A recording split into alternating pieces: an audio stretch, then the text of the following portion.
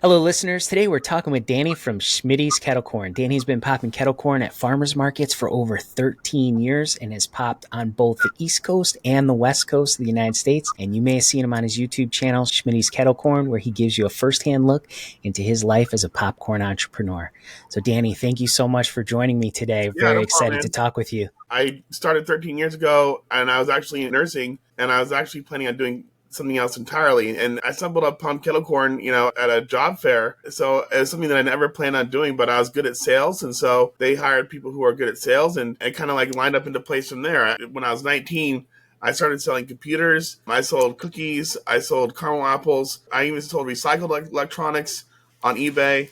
In short of selling my own body, I think I sold almost everything. So I always make that joke. And then I discovered popcorn. I remember going to my market before I started, and the first thing that I would buy is Kettlecorn because the way it was made is made fresh, and I knew it was best. When I joined my market, the company Kettle Pop at the time, it was called Gold Rush. I was amazed at this how many markets that they did. So I was doing like 67 markets a week. Whatever I learned from there, I went from not even doing Kettlecorn at all to now like becoming my own boss. And so it's really interesting because a lot of people who I talk to who start their own business, who I know, very few have actually worked for another company before to then go into doing their own business. A lot of people just go into it. And so I'm thankful that I've learned a lot of things on my own from another company. And so I learned from them for free. And so basically, I try to do my best what I know. And I'm also learning as well. I've been doing this for 6 years now on my own to like help other people. And that's how I got started. Awesome. That's terrific. So take us back. So you said you started with Kettle Pop. That was when you were on the West Coast. Sure. And you're working for a company, you said for 6 years. So what exactly working for a company, was it that you were kind of helping them popping corn, or how did that work? Sure. So the way it worked was I lost my job in senior care, and I was working at a senior home for 2 years. And at that point, I was like in the middle of deciding between going to be a nurse, and I really wanted to take my nursing knowledge and buy a home and then run a born and care home, because at the time I noticed that a lot of people who I was friends with were paying an exorbitant amount of money for very little care, and they weren't being treated right. And so basically my philosophy in caring is when I care for somebody, and I've always been really good at it, is I treat somebody else's client like I would treat them as my own parent, right? So, and unfortunately if in healthcare it doesn't really happen that way. So I was really good at being a caregiver. And so when I lost my job, I was pretty devastated in care, and when I lost that job, and then around that time in 2010, the recession happened, and it was really bad as well. And so I went to apply for these jobs. At this point, there's like over 500 people in line and at this job fair. And the one thing that was really frustrating to me was at the time, and this is before really the internet kind of took off, I dressed up nicely. I'm here to present myself to see who I am as a person. And I was like, here's my resume. What's the point of me meeting you in person and as a prospective hirer, and then telling me to go apply online? And I really was like offended by that. So when I went and actually walked around and talked to the owner, his name is Jeff Shedowitz, and it was Jeff and Bill and Norm and Aaron. We had a great connection right away, and I was actually, believe it or not, homeless at the time and living in my van. And what was kind of funny about that is that I had to cross the Benicia Bridge, and I had to spend all this money crossing over. And I thought it was kind of funny that they had me come in for 3 interviews. And I'm like, why are you having me come in for 3 interviews for freaking popcorn? Okay, this isn't rocket science. This isn't, this isn't like, working in some biotech industry where it's pretty hard to mess up popcorn. So I remember my boss Aaron Reimer. I still works there, and this is a huge operation. We had 60 plus markets during the summer on a single weekend, and then during the week we had probably 40 plus, easily 80 to 100 markets during the given week, and Wow. it's a huge operation. And so Aaron goes, Daniel, are you living in your truck? It's like, well, how did you know, Aaron? It's like, well, I see clothes in the back, so that's a good sign that you're living in your truck. And so I did. So after that, I was able to find a place, and it was one job that I was actually, besides doing caregiving, that I was really good at. And so they train you and they overshadow you. So the way that their operation works, there's different ways. You spend a summer, or you spend a few days, or even weeks or months at a time doing markets with somebody else. So if you see the video of me in the Sonoma market where I'm actually in front and then there's somebody behind me. So at that point, I was already lead sales, and I've actually learned some things that they do well and some things that they didn't do well. For example, I was a lead person, and the person behind was basically the person training to go to their own markets as well eventually. So at that point, in a few days, that person would then go to their own markets. But my problem with that is that now that I became my own boss, if I called my insurance company and asked them how much they would charge for me to hire somebody else to do what I do, dealing with propane and gas and fire, and then my insurance was going to double. So that was one Wow. thing that, and I was Erie Insurance, and it was going to go from like $187 a month to like 150 to 175 a month. And I was like, okay, well, there goes that. And then number two, I didn't want to like share something else, my secret of what I have, even though it's not really a secret. It's kind of like making hot dogs, in my opinion. It's like a universal thing. Like everybody can learn how to make it if they want to, but it is something that does take a trick to learn. Like, you can't just like turn on a propane tank, a kettle, and expect to know what to do without doing some actual research. And so then with that, I made my Kettlecorn. So what was I going with that? So then they would go out on their own, and then I was lead, and I got paid $100 a day plus a commission, 7% commission. With that, I decided that, okay, well, now that I'm my own boss, I want to be now quality control, where I control the popcorn to where I know it's good 100% of the time. Because I've had people who would burn it, and or would make it to where people would put too much sugar in. And I have certain ways where I like it to where it's lightly sweet, lightly salty. And if you put too much sugar in, I mean, you might as well be making caramel corn. And so they also did gourmet caramel corn, and they did gourmet cheese to where they use a tumbler and they use a caramelizer. So they did that in the back. Basically, we had 15-hour days. We had to get there at 5:30 in the morning, and Wow. we'd be done at 5 at night. And with that, it was an extremely long day. It's very physical. And at first, it's like you hate it. Very similar to construction. I hated it at first. I would come home tired. I remember like crying like in my pillow, like I'm so sore from popping 4 pounds, 4 to 5 pounds a bag a day. There's actually we did the Napa market where we had two markets. We had two stands, and this is the Napa Farmers Market. We did $2,500 in 4 hours for each booth at the Wow. same farmers market, and this is a 3 block market. And so that means if you factor in, like, if you're averaging between $700 and $900 a bag of popcorn, and if I'm popping 4 to 5 pounds of popcorn, it's like I got down to 200 pounds at that time. After a while, it's like your body's really sore, but your body gets used to it. It's like riding a bike, kind of. And so with that, it became like I got really good at it, and I used my experience from being a caregiver to then being sales and realizing, hey, this is like a really good way to make a living. And I never thought that somebody could actually make a living doing this, like working at a farmer's market. And then it's like, this is actually the best job that I've ever had, right? And it's like, I'm outside, I'm hanging out with people. Even though I have anxiety, I have a horrible time with saying what I need to say at the wrong time, at the right time. I always say the wrong things at the wrong time. And I always said, sometimes open my mouth sometimes. But with the markets, when you're at the markets, like, you don't have to worry about, say, politics. There's just so many things that you can talk about. And even when you sell Kettlecorn, you open the door with a conversation like, would you like a sample? Right? It's like the easiest job in the world. Whereas, I'm not trying to sell you. I'm not somebody who's trying to sell my soul to the devil by trying to like sacrifice my values as a salesperson, or trying to sign you up for a credit card, which I used to do in computer sales, right? And a warranty and this and that. And it's like, if you buy a $50 printer and the printer's going to last 2 years anyways, do you really need to spend $20 on a warranty, right? And so with Right. that selling that kettle corn, it really lined up with my values as a salesperson, and I also like to eat it myself. And it's like, how many jobs do you have where it's a job that you like not only selling, but you also like eating as well as giving out to people, and you feel good about it, right? And at that point, it's like, Yep. and it's like the most rewarding job I've had. And then also the other cool aspect about it is, besides the fact that I've gotten to know some really cool people and families, I always say that kids are my best customers. If I'm having a bad day or if I'm feeling really bad, I have these kids, man, who come up and say, this little boy, he's like crying. He's like, and he's a morning person or having a meltdown. And so the dad said, he came here to the market just to see you, and I That's gave him a awesome. big hug. And I didn't want to give him a hug, but I gave him a hug, and then I even give these kids high fives. And so that's like, to me, like the most rewarding part about the job is that I have these kids of all different, abilities and not abilities, and different backgrounds coming to me and say hi. And call me popcorn. They don't know my name, but I know my popcorn guy. That to me is worth more than whatever I make that day. That's awesome. That's terrific. Very cool. Very rewarding. So it sounds like they had a bunch of crews that they would Correct. send out and do all these different markets. And you said you made $100 a day plus 7% commission. So in a day, like what could you make? You know, Oh, like so like at one point, I heard from a previous person that their commission rate was 18%.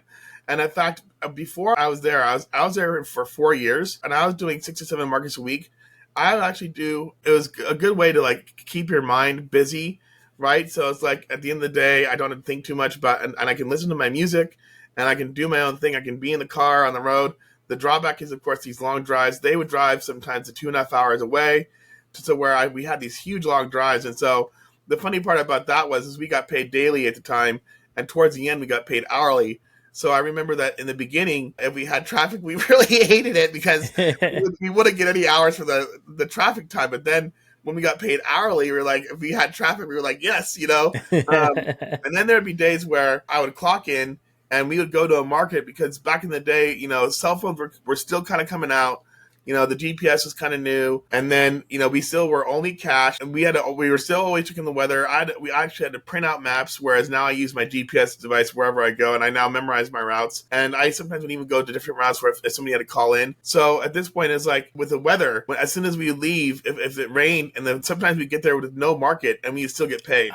So I was making Nice. them. I was making them at the time $67,000 a week in sales, probably. The Sonoma market on Tuesdays, where I did like $2,300 in sales, and this is at the time where they just did Kettlecorn, and then we did lemonade, and then we did the cheese and caramel corn. And the prices at that point were 3, 5, and 8 in the beginning, and then it went to 4, 7, and 9. And those are my prices now because of all the price increases. And of course, they had to pay. They pay 18 to 25 an hour now plus insurance. They pay for their bags 12, 15, and 20 now. They charge Wow. $12. They charge $12 for a small bag, you know, and so that's pretty outrageous to me. That's, I mean, I would not spend money on. I mean, it's popcorn. It should still be pretty cheap. So I personally believe with that. Also, with learning this industry, I've learned that with our industry, as far as in concessions and altogether and selling things, we have some of the highest profit margins in the industry, right?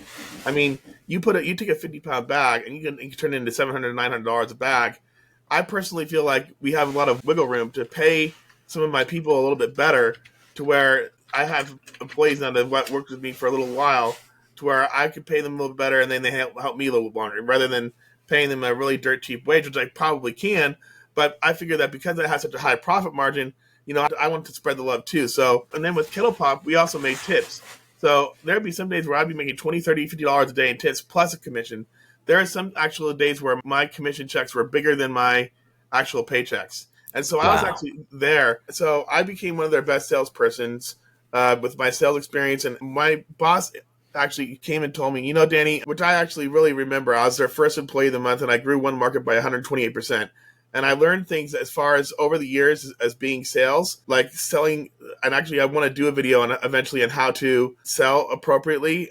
Like, I believe there's 3 stages of selling. I actually like walking down markets, and I can actually see just from my own experience which vendor or which employee is either the owner of the business or a really killer salesperson, where they're like, boom, boom, here you go. Hi, how are you? And then there's that person who is this mediocre, like, oh yeah, here you go. And then there's that person who is really doesn't give a crap, and they're on their phone and they're like, you know, in their truck, you know, trying to take a nap, and they don't really care. So at that point, Yeah. the commission for me really motivated me. But I was also really passionate with the company, and so Aaron told me that the number one person that had the number one amount of compliments from my service is an employee, and whereas people would call and say, hey, I'm buying something from because of, you know, Danny. And so I'd actually have people who are my customers saying, you know, Dan, you are such a good salesperson. You need to be your own boss. And so at that point, it's like actually did want to start my own business there. But at that point, you know, when you learn about this business going forward, you know, you can't just like, you have to learn a lot of things like your market territory, right? You have to like learn who your competitors are. If you want to start, let's say I want to sell computers, right? You know, you have Apple, you have Dell, you have HP, you have, right? So there's all these things that are already in territory in place. So I can't just sit there and start a Kettlecorn business right here when they already had the market territory. So when I moved to Maryland, that's when I was like, oh man, there's a market here for it. And that's what got me going back to that. And then also, after working there for 4 years, long story short, I said to Aaron, I was like, you know, Aaron, I want this as a career. And unfortunately, he's like, Danny, this isn't a place for us to have you for a career. There's no like extra growth, right? I love this job so much. My personal opinion, I've worked here for 4 years, Aaron, and rather than you pay me less, and this is what caused me to leave, I went from making $100 a day plus a 7% commission. They dropped me down to $9 an hour. And I walked upstairs, and they said they got into trouble because they had to go from daily pay to hourly because they lied on their forms about workman's comp. So they Mm, told people that they were only working 4 hour shifts, like when you are actually at the markets. But when you actually leave the truck and go to the markets, that's actually when your shift starts, right? They're like, I'm sorry to tell you this, but we had to we had to work, pay you hourly. And at this point, I was like, how much do I think I deserve after doing 800? I was almost at 900 markets before I left. I said, I think I deserve, $12 an hour. I was thinking in my head, and I knew what they were going to do to me, probably even lower. He said that, and so I said $10 an hour. Because I knew my boss is cheap, and so I was trying to be realistic. And then for him to just say $1 or even less, I was like, really? It's like I work my butt off for you guys. And so then I met my ex-wife, and we moved to Maryland. And so I asked for one day off a week.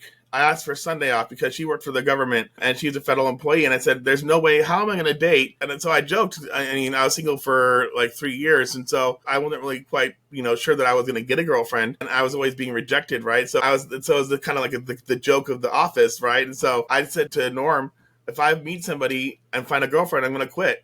Because how am I going to have, and I met Tracy and then we got married. So I moved to Maryland before Tracy and then started my business because of Tracy. And so at that point, it was like, they wouldn't even let me have Sunday off. And at that point, the Sunday market that I was doing was my lowest performing market.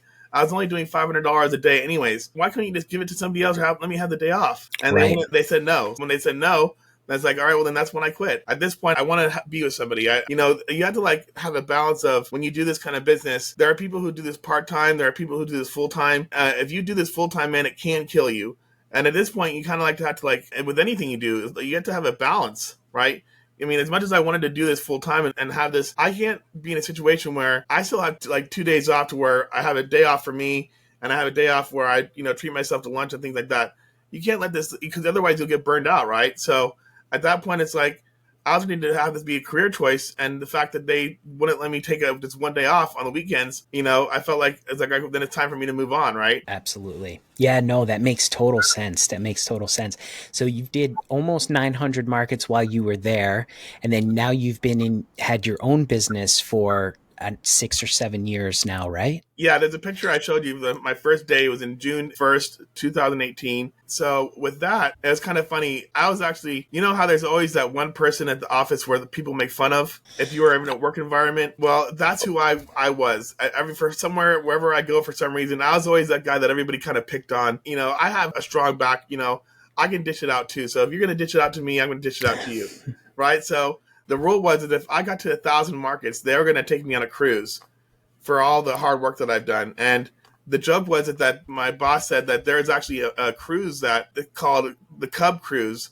It's called a Cougar and Cub Cruise, where older women take these cubs. I didn't even know that if you're dating an older woman and you're a younger man, that apparently the younger man is called a cub. I didn't even know that. And so Okay. and so they were like, we're going to take, because my ex-wife is 16 years older than me. So they were like, Danny, if you make it to 1,000 markets, we'll take you actually specifically on this cruise. And so I thought that was pretty funny. And so I met my ex-wife and we went to Maryland, and I ended up getting a job as a caregiver again. And I worked for a gentleman named Dennis, and he was a writer for the Washington Post, and he was diagnosed with Alzheimer's at 66 years old. He was very young, and I worked for him for a whole year. And then, believe it or not, they moved back to California, and I was wanting to be my own boss, and I kept getting fired from jobs because of my anxiety and my mental illness, and that's been a big challenge of mine to get started. To actually sell something else entirely. I thought this was actually something like wrong with my ears, but it's actually the lighting. So then you're okay there. I didn't know if Yep. there's something wrong with my ears.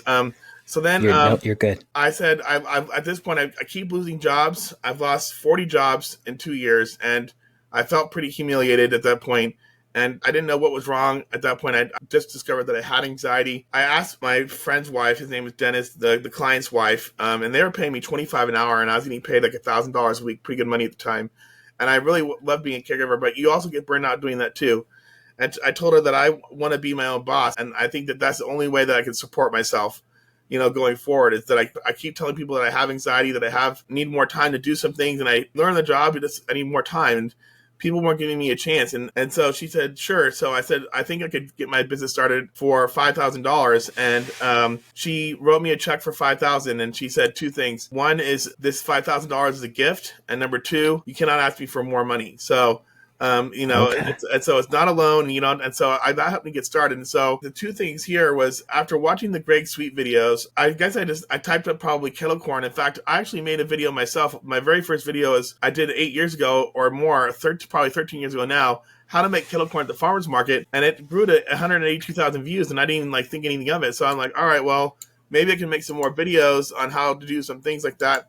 And then over time, everyone started asking me questions, and I've had people from Indonesia, Germany, and things like that on how to get started. And then after watching the Greg Sweet videos, I probably watched each video 100 times to really say, okay, well, that is what pushed me over the edge of going from having zero confidence in me being my own boss to then being like, okay, I know I can do this, right? If Greg Sweet has these videos where you can get started and you can buy your own machine, then that's how I figured that's what I was going to do. And then after watching all of his videos, I noticed that there are some things that he didn't really show very well. Like, there's a video of him actually showing how he makes the cheese.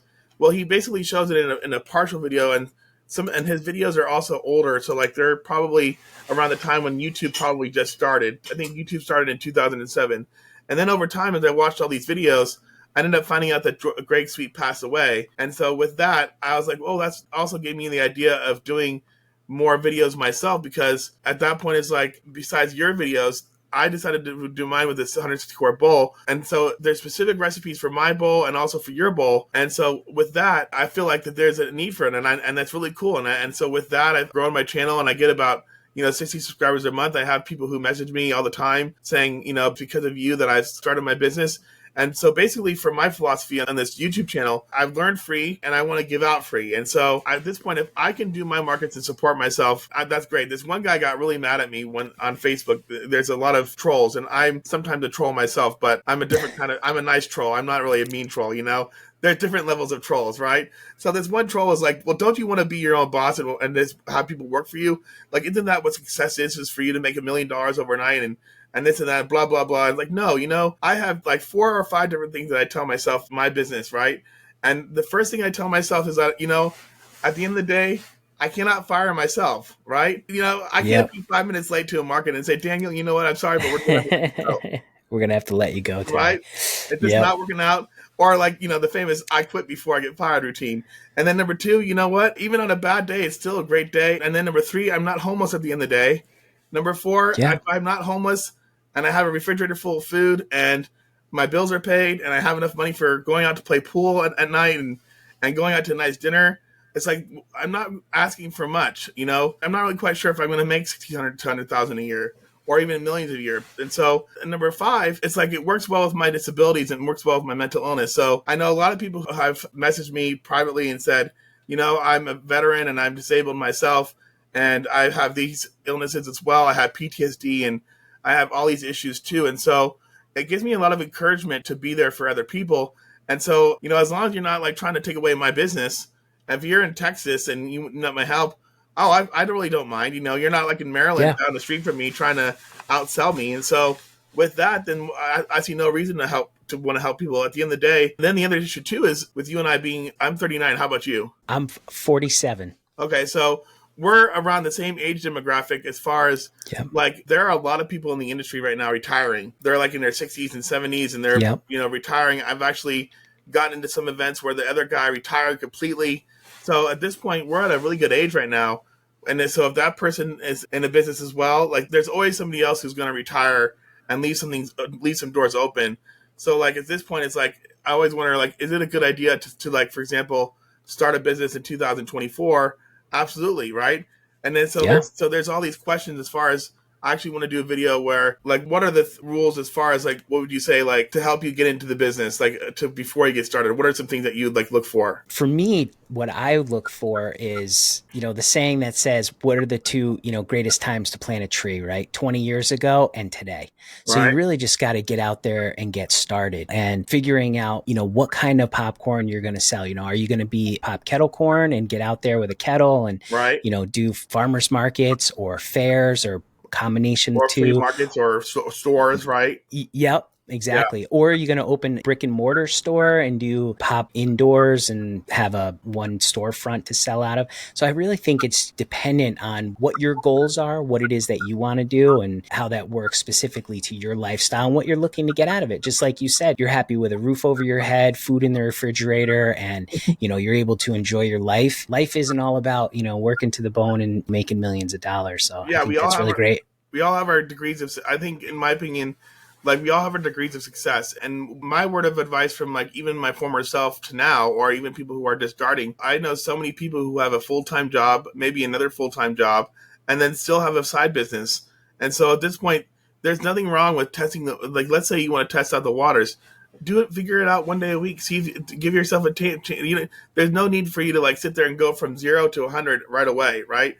So I worked as a caregiver and then still did my business and waited till a time to where I can go from that bridge to retiring from being a caregiver to then doing my business full time. And then there's different degrees. Like, if someone wants to just do it on Saturdays and Sundays, or if someone just wants to do Yeah. festivals. So the great thing about this business too is that, like you said, there's a lot of different avenues as far as where you can go.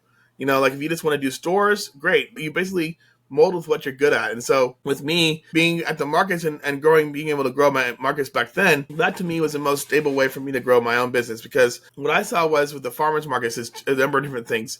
Number one, the farmers markets, if you do the farmers markets, there are people there who go out of their way to buy popcorn and to buy Kettlecorn fresh. So, like, for example, if you go to a store shelf and you were to go see popcorn on a store shelf, you're going to see probably 5 to 6 different brands of stuff that's sitting there for 6 months a year, right? That's what makes us stand out versus the other guys, that our stuff's made fresh on the site. We put on a show for people. I mean, I don't have to, like, take off my clothes for the show. I actually hand pop with the paddle and people actually watch me. And it's a little intimidating at first, but the fact that it's actually at a guy, I wasn't going to buy a bag of popcorn from you, but I saw you making it. And now I'm, like, convinced to go buy some. Yeah, your videos are great. I've And seen so, you, you got your music on, you're kind of like grooving to the, yeah, I even you have got a, a nice flow going, which is really yeah, great. I have I a, do want to pause you real quick go just to ahead. say, for those of you who are listening who don't know who Greg Sweet is, Greg Sweet has a bunch of videos on YouTube, really great guy. As Danny mentioned, he did pass away, but his family owns Kettlecorn Machine Inc. and they still sell Kettlecorn In machines. So Tacoma, Washington. Yeah, on the East Coast. yes, yeah. Yep. Great product, great product. So if you do get a chance, check his videos out because he's the OG of popping Kettlecorn Yep. on YouTube. Okay, I just wanted to Yeah. let people know about that. But And yep, so with the markets, like, I have families who come by and see me every weekend. And that's a way for me to grow and know my customers. And then the great thing about being a part of someone's community, even if, let's say, you drive an hour away or 2 hours away, like, even though all my markets are within 30 minutes to an hour, and so that's going to be something that you're going to have to research on your own. I would say before you get started is, what is my area for doing business? Like, number one. And number two is, who's my competition?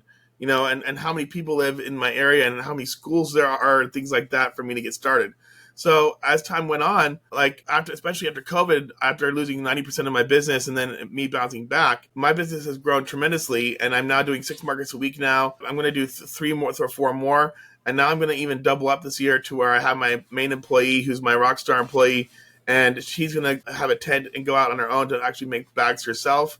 And I got these, bags where they can stay fresher for longer. So at this point, with the markets, it's really a much easier environment than I would say a retail store, or let's say the flea market. And then of course, when you're doing events, you have to worry about your competition, and communication is very important. And I've learned a lot of different things over the years on, number one, how to be a bad person. I'm really horrible at that, and I'm not a mean person, and I'm not a bad person, but I like to be everybody's friend, a people person, a people pleaser. And so when somebody, like, at a market, for example, will tell me, like, oh, I'm the only popcorn person, and then I go set up, and then there's 2 other popcorn people. So I thought you said that I'm the only Kettlecorn person. Well, these are popcorn vendors.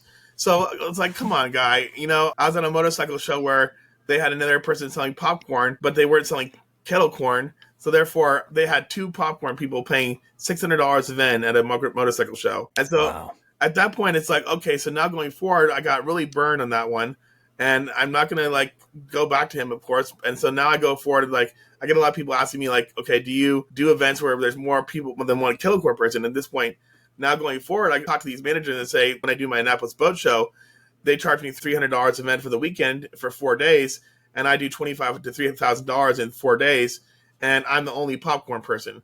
Because not only do you have to worry about your Kettlecorn person sales, but you also have to worry about, other person selling roasted nuts, other person selling cotton candy or ice cream. We have multi levels of competition. We're kind of like in between the snack area and the dessert area.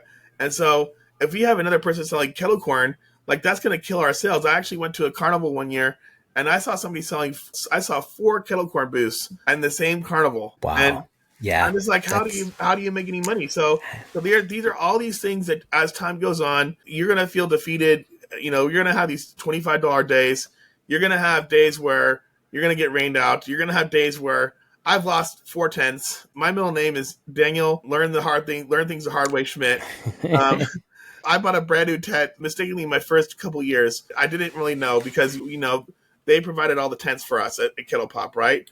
And I'm like, why is there this tent here for $50 and why is there this tent for $300? Like, would I not be dumb enough to just buy the $50 tent? So then I go and set it up, and then I have the weights and everything, and then a huge gust of wind comes down, and my tent's down the street. And so, that's why my tent is $50. It's because the metal's really weak. Or I'll set it up and it'll just collapse on me in the middle of the market. And so this year, I went to Euromax and got their specialty tent for $350. And it's now lasted me 3 years. And then like before when I first started, I only carried 1 propane tank thinking that was going to be enough for the day. And then I was at an event one year and I could have made $1,000 and I only had 1 propane tank. So I only made $500. So now what I do is carry 2 propane tanks. So that way one goes out, I just fill it up right away versus having to say, oh crap. So now, and in fact, when I used to work for Kettle Pop, they had an inventory list of how much we did for the day. We even were to measure our supplies. And we even were to write down our expenses and stuff like gas and what our vendor fee was. And so they even gave us an inventory list of things that we had to bring, like a paddle, things like that. So my very first day actually at Kettle Pop, I'll never forget, within training, I burned my eyebrows off. Oh my gosh. And I didn't know how to use a pilot light. I never could, I cook in the oven. I don't cook on a grill. I mean, even though I look like I probably cook on a grill, I'm actually going to learn that this year. And I turned on the pilot and I had the gas on full blast. And burnt and seared my eyebrows off. And then another year, I drove out to a market that was an hour and a half away at San Mateo University or college, and I forgot my paddle. Oh, wow. Oh, my gosh. What did you do? And so I felt really horrible because it was a predominantly Asian market, and I'm like this white guy in the middle of a minority market. And I completely set up my booth and actually had to show you those pictures too. And I was like, okay, where's my paddle? Oh my gosh. And that was my very first day on the market. Because they train you for 3 days and then they send you out on your own. And then my guy Nate left already. So the only thing around was a eucalyptus tree. And I know that they are flammable, so I can't use a eucalyptus branch. I really wanted to. I was like, I was really tempted to just use that eucalyptus branch. I lost $600 for the day. Oh my gosh. Yeah. And, they still forgave me. And so, I mean, at the end of the day, we all make mistakes. So I say people who are starting out, I see people who like sometimes take pictures of their tent breaking and things like that. It's like, these are pretty much all things that you're going to expect as time goes on. And I didn't even get a chance to ask you, like, as far as, I know that you do the videos as well, and you have an 80-quart bowl, and I use a 660-quart bowl, but with me doing the markets, I didn't even ask you, like, what do you do, and, like, what was your avenue as far as the choice go? So we have a 60-quart popper that we built ourselves. So we had a brick and mortar store for a number of years where we sold gourmet popcorn. So all of our equipment, we had a copper kettle, which we would make caramel corn in, and we would do kettle corn in that as well sometimes too.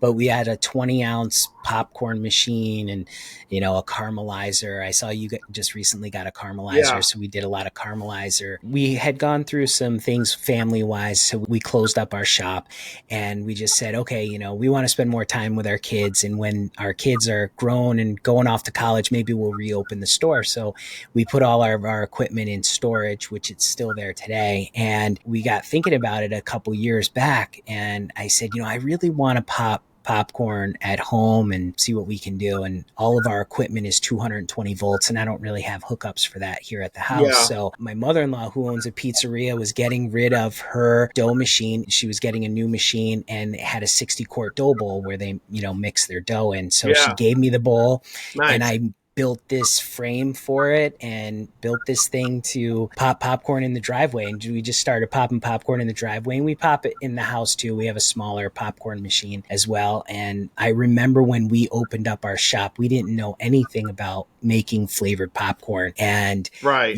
I looked online everywhere trying to find people that, could teach you how to make There, some popcorn. even with And there's nothing for you to make. Like, how do you make birthday cake, or how do you do Oreos and cookies and cream? There was nothing like that back then. no. So my wife and I, we learned it, and it was really, she ran the store. I worked a regular 9 to 5, and I nicknamed her the popcorn genius, right? Because after work, I'd get over to the shop and she'd have all these different flavors, and I'd be Right. trying them. I'm like, these are so great. I'm like, you're like a popcorn genius. And so that's kind of where that came from. And now we just want to teach people how to make popcorn flavors and run their popcorn business and pass along the, all the knowledge that we have and what we learned. That's where we're at today. Yeah, the other thing too is that I saw a lot of these videos that I would see, like, for example, I saw people that would make pork rinds, and I started making pork rinds this year. Last year I started making cotton candy, and I asked people in the Kettlecorn group that I belong to. The Kettle 411 is a great group, by the way. Also a thing that's been very helpful for me is asking these questions. And do I go into making cotton candy? Do I do lemonade? Do I do other things? Do I do pork rinds? The nice thing is that doing the Kettlecorn business itself, you can't just make Kettlecorn. In fact, I actually wanted to make caramel apples before, but I actually was doing research on that. They passed the cottage food law, and I don't know if they have that in your area, but They do. And specifically in 2019, they approved Kettlecorn as cottage food. So that's Yep. what also helped me get started too, because that helped me make and keep everything out in my house to where I was able to just take it to a market and sell. Now, I wish that they would go a step further. I honestly, in my personal opinion, the cottage food law and business is very limited. Like, for example, I wanted to sell caramel apples, and I did a test run of caramel apples. I made gourmet caramel apples. I was selling 30 to 50 a week when I first started. And Wow, nice. I was selling them between $5 and $10 an apple. Like, the plains were $5, the one flavor was $7, the gourmets were $10. And I was selling them, like, pretty well. I was going to these offices and selling them to people who I knew, and they would be buying it. I'd get a list of people to buy them from me. And again, popcorn being, they basing on low and medium and high priority. With popcorn being low priority, I naturally thought that caramel apples was going to be on the list, because you could put an apple that's caramelized, that's completely coated in caramel, and it'll be fine in the refrigerator for 6 months or more. As long as it doesn't touch air, it's going to be fine. And so I was quite disappointed when they told me that the caramel apples were not approved under the cottage food law. And because of that, they said it's perishable. And I even talked to a woman who started a business making preservatives, like jams and jellies and stuff. Yes. She said that they actually have a specific acidity level as far as what is approved under cottage food. And it's like, I personally feel like, regardless of the politics of it, like, come on, that's really restrictive, I think. I really wish that if anybody's going to watch this video and you're a politician out there, I would say let's expand this list and make it to where people can sell more things. And even in D.C., in Washington, D.C., for example, in Maryland, I'm able to make $25,000 a year. In D.C., I don't have to pay for any permit because I'm low priority. So I can just go there to D.C. at an event and just set up and pop. And I can actually make in D.C. $50,000 a year without having to move into a commercial kitchen. And so these are all these things that I've learned that I personally feel that fair and right. Like, for example, washing your hands and having a wash station.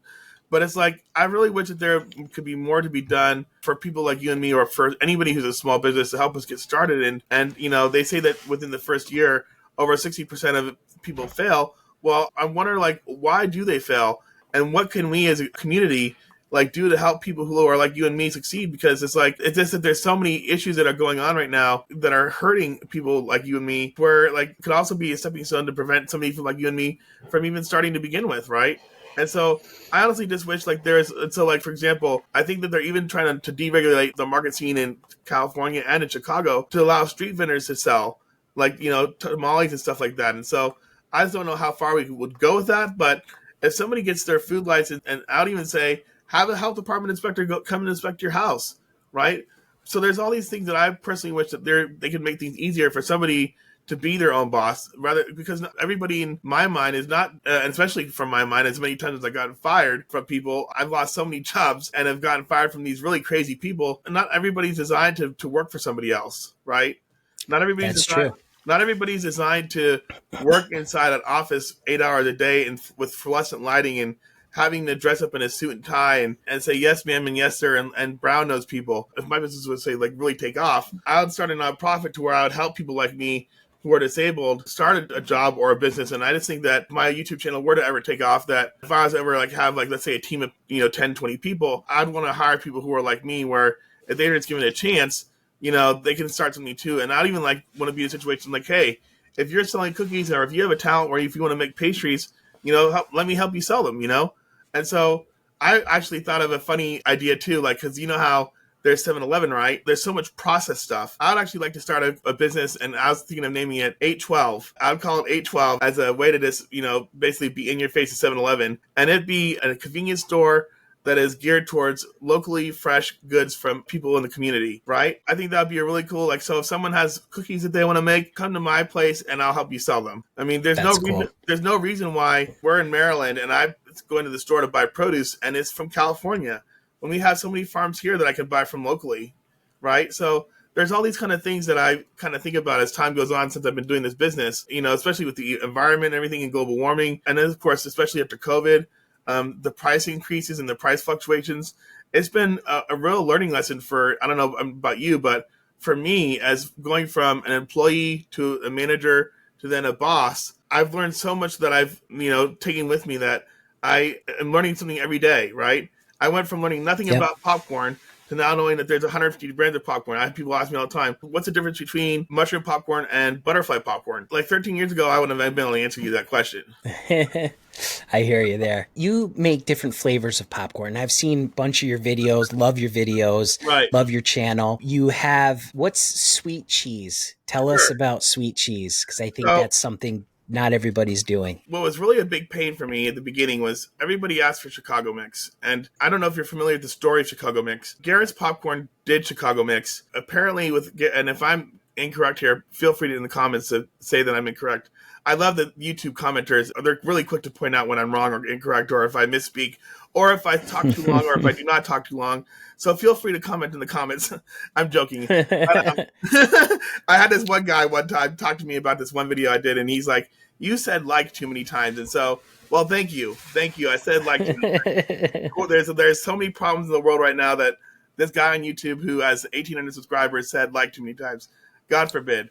So anyways, now back to I don't even know who the guy is. So Garrett's Popcorn basically was doing the Chicago Mix. Another popcorn company before him started Chicago Mix, and they actually had a trademark name and went to court.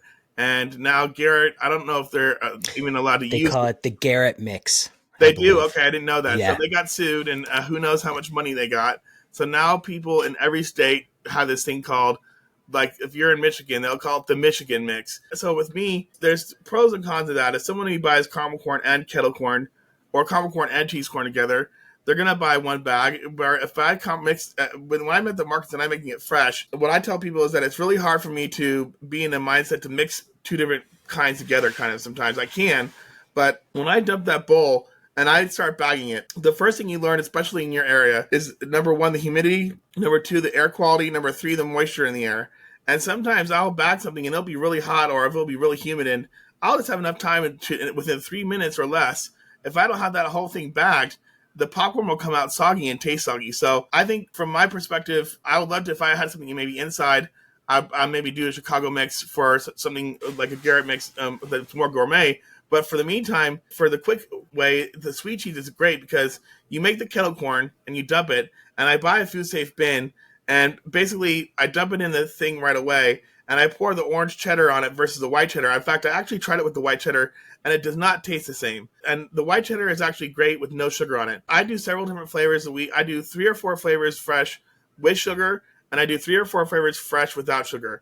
I have a number of customers who are strictly no sugar now, which is a sad life to live, but that's their life. Yeah. And I personally would not want to live that kind of life. And everyone in my family's on the keto diet, and I think that that's a horrible diet. I would rather die at 75 than restrict myself with no sugar, but that's my personal opinion. But that's kind of like eating meat versus not eating meat. I like a So good hamburger true. once in a while, right?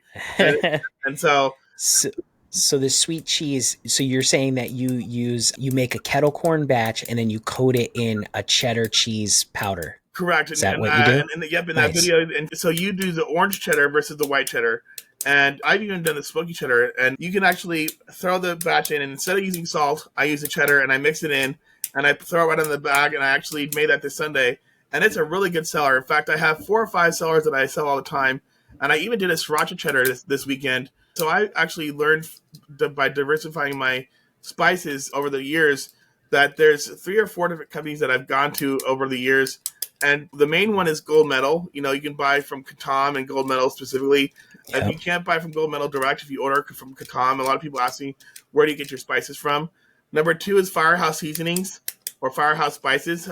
I really like them because Yep. if you buy big and bulk from them, I buy a huge thing and you get a discount if you buy more. And then your shipping's only $5.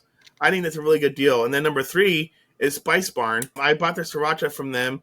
And in fact, when I do my gourmet caramel corn, one of the mixes that I want to learn how to do is I think a honey sriracha would be really good.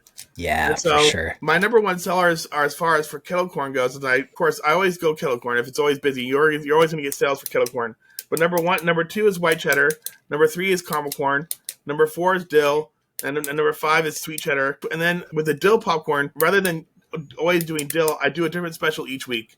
So I'll do a bacon cheddar, and instead of bacon, I got asked basically that question 400 times a day. And they would always ask me, is there actual bacon in it? With being tired of being asked that question so many times, I had to figure out another way to say bacon cheddar. So I went on the ingredients list and read in the back of the label that it said it did not have any bacon in it. So I call it smoky cheddar. And it's basically Nice. the same, right? And so and it does. It tastes smoky, actually. Yeah. So it solves that problem. I don't get asked that question anymore, and we can move on with our lives. I do jalapeno cheddar from Firehouse Seasoning. That's really good. There's some that I really want to try. I think this year I want to learn how to make some of my own. For example, there are some that I see online that are really expensive. Like if you see like the fully loaded baked potato, like it's like $2 or $3 more a pound than the other kinds. And Yeah. I don't know why. I like to learn actually. In fact, if you're actually going to do a guest video with somebody, I think that would be cool to do a video from those people who make those spices, because so many of us buy from them. And so with that, it's like trial and error. And I think Firehouse Spices are also a veteran-owned company. I really like supporting them. And so at the end of the day, I always buy from them when I can, you know? That's awesome. That's terrific. So long story short, with that, you know, it's all about trial and error with what you like and with what the customer likes. I've made some we've all made flavors that are horrible, right? Yes, that's for sure.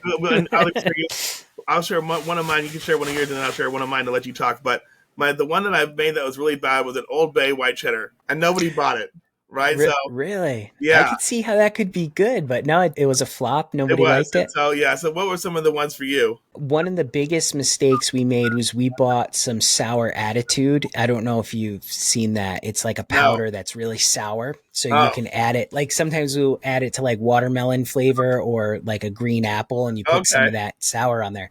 So when we first bought it, we were trying to do some batches. So we figured, okay, we have our glaze pop or whatever we have, and then we'll just add in this sour attitude right into the kettle. It just burned the whole thing. Yeah, right. So you can't mix it into a hot kettle. You have to sprinkle that on afterwards. So that was a disaster. Does it taste okay? Yeah. Oh yeah, it's great. It makes it really sour. So it's definitely a pretty cool one to check out. I feel like Firehouse or one of those, I think they also sell that too. And this then I was a also gold saw medal your product. videos where you did a Taki spice, or yes, we did Takis where we crushed up Takis in there, and we did like a sweet chili with like Takis. How did that one come out? I saw that's that one. really good. It tasted like the sweet chili one tastes just like sweet chili Doritos. Right. Which is good. That's what I love about popcorn. It's just there's so many different flavors, and just creativity wise. You also make a cherry cinnamon, right? Yeah. I want to use actual syrups, and I want to maybe do a membership channel where members can see my recipes from the caramelizer. And I'm now in the process of testing that out, because one of the things that you go from using the Flosine to then using your own gourmet caramel corn machine is that you notice right away, like, okay, well, why is the Flosine only popping partially, right? And then when I bought my caramelizer, it was like night and day versus the quality and versus taste. Like I can actually taste the butter in the caramelizer. So people are like, I noticed a difference. So I charge $8 for a 32-ounce cup. I still sold out. I sold 3 batches in one market. So I know that that's going to be a big. I'm going to be up all night, probably doing that one day. So I'm looking forward to doing more of the caramelizer recipes too, eventually. Yeah, there's But the way the caramelizer coats the popcorn and makes that candy coating on there. It turns out a really nice product. it's the That's for difference sure. between like a $5 bottle of wine versus $100 bottle of wine, right? I mean, I Yeah, don't drink it wine, but is. that would be Yeah. my imagination of with the interpretation. But I'll tell you a funny story that I did at the market one year, and in fact now I do experimenting where at the beginning of the market where there's no people because Greg Sweet had a lot of videos where you pretty much had a general idea of how to do things, right? You watch these videos about how they do the cheese, for example, but the way he edited the videos, you still weren't quite sure, like, okay, did he put the cheese in the bowl or did you put the cheese out of the bowl? Right? There's all these questions that's Yep. why I like doing my videos because it's like I actually show how you shake it on and that like people and so that's one thing that I would have liked to have seen from Greg's videos, but of course he passed away to where we weren't given that opportunity. So I started about 5 years ago. This is my second season, and I was at a market, and I was like, all right, well, let's make a hot sauce one. So I went and got to the store and bought a huge jug of hot sauce. It was a big bottle of Texas Pete's, and I thought that okay, well, if I just put it in the bowl, right, the popcorn will pop, and It'll I coat it. Yeah. right, like why wouldn't it coat it like you just thought of it. And so what happened was is that the popcorn ended up burning, and the hot sauce burned. I had 20 people at the market complain to me and the market manager. I luckily didn't get kicked out, but it was not a good day. I burned a lot of people's eyes. They're burned. And so with that, we'll always go through these experimentations. And then I don't know if you tried to make salt and vinegar. I tried to make vinegar the same way with the liquid, right? Oh, okay. The liquid vinegar, and it tried to do the same thing, and it burned out, but it didn't burn out so badly as the hot sauce. But there's all these I've only ever used the powder for salt and vinegar. right. But But so yeah, now but that's interesting. yeah, Yeah. so because I thought that if I went to the store and just bought liquid vinegar, that it would work. And then the other idea that I've done is with the jalapeno seasonings and stuff like that. And so if you want to do something really spicy, you can actually go to an Hispanic market or an Asian market. They have a lot of spices already made themselves in bulk, right? And you can go there to buy powdered jalapeno. You can go there to buy powdered cheddar, right? And you can go there to buy, things like that. To where if you want to experiment on your own, like I even went to my supply place and found dill seeds. So I might want to make my own dill pickle popcorn myself and see if I can save money that way. But at the end of the day, I still like Gold Medal and Firehouse eating to where I buy it to where it's simpler. But there's so much versatility to where you can like make 20, 30 different flavors if you wanted to. Yeah, absolutely. As long as Absolutely. people will buy it and eat it at the end of the day, then what's it to you? That's right. That's why at the end of the day, I always joke that it's too bad that squirrels and mice and birds and deer don't have money because they always come after my market and buy from me and eat the popcorn. It's like all right, well next time geese, you owe me $5, all right, bud, That's funny. right Same out, here. I know that squirrels around here, they love us. right, So, Danny, we're kind of running out of time here. sure, So, thank you so much for sharing yeah, everything. absolutely, And, you got out there, you've overcome your anxiety. You're out there getting it done. You got a great business going. Thank you for imparting all of your wisdom on us. Where can absolutely, folks find you online? Tell us, sure, tell yeah. us how they can find you. You can support me on coffee.com if you want to buy a cup of coffee for $5. I'll take you up on that. And then I have a link on my YouTube channel. My YouTube channel is Schmidty's Kettlecorn. Please subscribe. And you can also find me on Facebook. Like I said, I pretty much don't do politics or people on my personal page or religion on my actual business pages. So feel free to subscribe. If you have a question here and there, I'm more than willing to help you. And then also, if you want to belong to a Kettlecorn group, I am in the Kettle 411 that's run by Derek.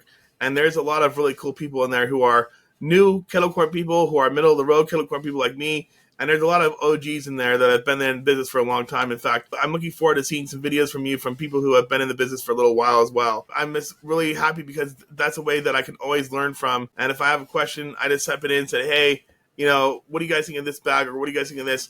And then before you know it, I have 30 questions, or 30 responses answered. And that's what I really like about this community is that there's overall really good people that are willing to help you. That's terrific. And we're going to have all of Danny's contact information in the show notes so you can check that out. Danny, I can just talk to you for another couple hours. I know, So right? it's been really entertaining, a lot of fun, and I love the stories. Thank you so much for Anytime, coming man. on the show.